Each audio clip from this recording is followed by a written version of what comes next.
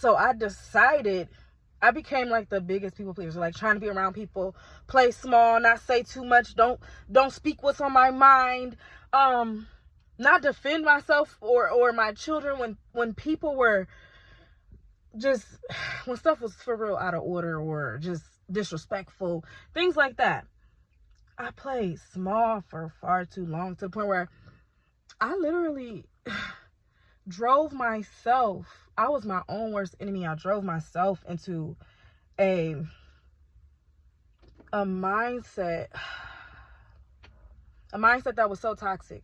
And then from that, I tried to come to the place where I am today. I wasn't there when I thought I was. That's, God, it's so intentional. But I wasn't where I thought I was.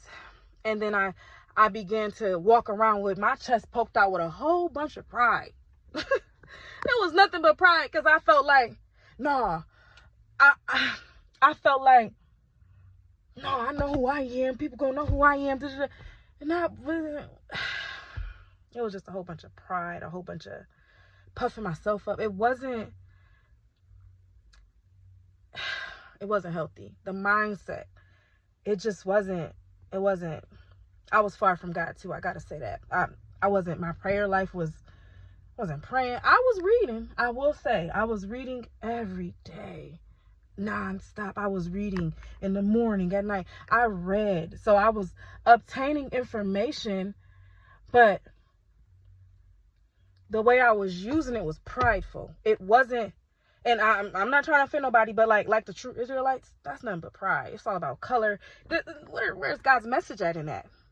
It's just about color. If that's the only message, is that, oh, everybody black gonna make it to heaven, that ain't for real. But anyways, that was just a bunch of pride. So I